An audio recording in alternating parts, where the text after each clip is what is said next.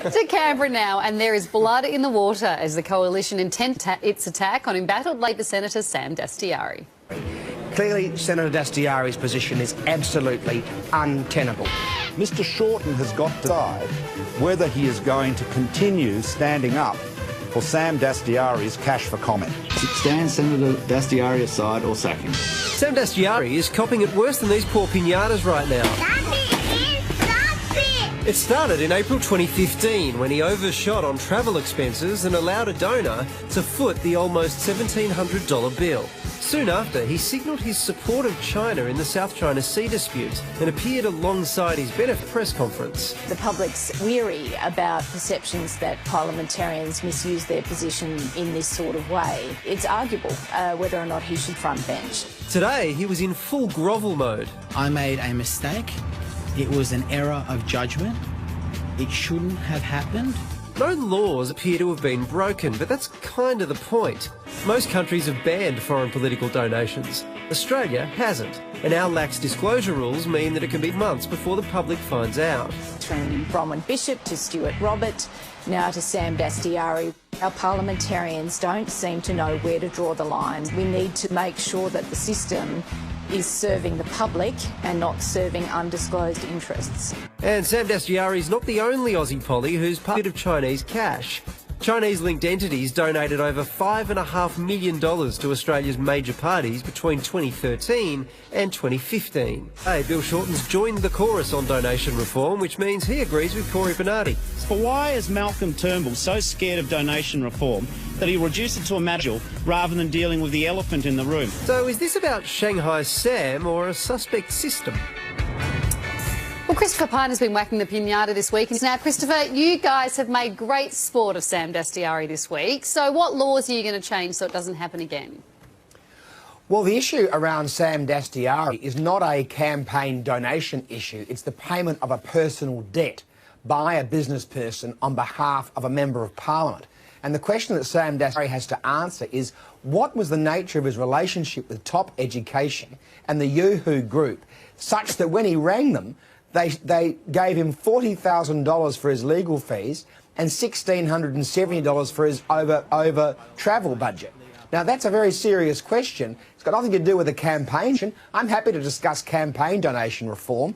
I've always been in favour of banning donations from everyone other than individuals, but I understand it might breach the institution and the implied right of freedom of speech. But that isn't the issue here. The issue here is the payment of a personal debt, and then Sam Dastyari saying things that were at odds with Labor Party policy.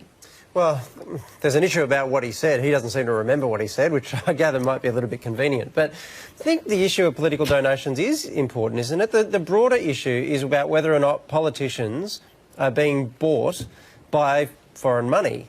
And you've always supported reform in the area, but the Labor Party, then the Rudd government, introduced a bill that would have fixed this in 2007, and your side of politics voted against included. Why would you do that if this is a serious issue?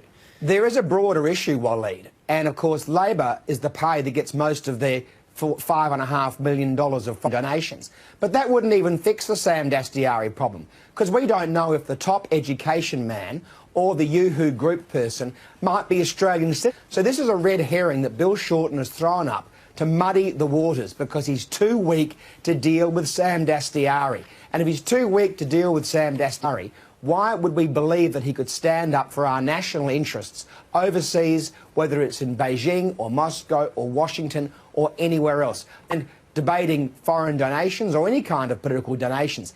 This isn't a political donation. This is the payment of a personal debt. No, I get that what was the point. relationship? What was the relationship that allowed those people to think that they would just pay $40,000 of legal fees for someone? What had he done for them that they would think the thing to do? They didn't just like the cut of his jib. No, I get that point, but I don't think you've actually answered my question on the broader issue. Because what I think people are concerned about is the idea that politicians can be bought, right? And so I don't understand why you would have opposed legislation that would have gone directly to that, particularly when we're a country, one of very few, that does accept foreign donations. Why are you not comfortable just saying, yeah, that's it, we need to outlaw that and fix the whole system? Well, I don't mind having that discussion. No, why did you vote against it? Because, Waleed, what you're focusing on is the wood for the trees. You're missing the point. Sam Dastyari is trying to sway from the seduction of him by the Chinese business interests who paid his personal debts, and then he changed his mind about the South China Sea. I understand that. The wood is actually the thing you're meant to see, not the trees. And that's why I'm asking you about the wood. Well, I'm happy to come on your show and talk to you about foreign just answer that question directly. Why did you vote against it? Well, because the whole bill put up by the Labor Party wasn't about foreign donations. It was an entire bill, much of which we agree with, like changing thresholds, which we regard as Labor simply trying to change the threshold so they can intimidate more people into giving them donations who really support their cause. So that's a whole different issue. The issue we're dealing with today is that Bill Shorten is not strong enough, Waleed, to stand up to the New South Wales Right Labor Party and Sam Dastyari, who he describes as a junior senator when he's number 3 in the pecking order of the Labor Party in the Senate. Bill Shorten's prepared to deal with Sam Dastyari. Why would we trust Bill Shorten to stand up for our national interests wherever they might be? Minister Payne, I just want to jump in here. Sam Dastyari, his press conference was pretty painful to watch. Now, as a self-proclaimed inwardly good person, that was a quote from you on this show. Did you feel a pang of sympathy towards Sam? Well, Sam Dastyari is spinning his wheels, got caught. Now, the truth is he hasn't explained why he said that Australia should keep out of the South China Sea and remain neutral. Not Labor's policy. He says he doesn't remember saying that. Well, he doesn't need to remember it because it's on tape.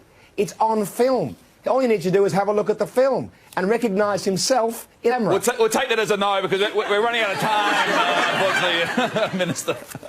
No, I didn't feel sorry for him because, quite frankly, he's been compromised. The right thing for him to do is to resign, and if he won't resign, he should be sacked. It's a very serious issue. If Bill Shorten intends to be taken seriously, he needs to deal with it. Overcome with the inward goodness. Inwardly good. Yeah. Inwardly good to people who deserve to have that sympathy. But Sam Dastyari is in the right thing. He didn't do the right thing in having those personal debts paid, and he's still not doing the right thing. Understand the point you're making. We should point out he hasn't broken any rules. That's actually part of the issue, whether the rules should change. We've heard you on his conduct. Minister, thank you very much for joining us. Always a pleasure.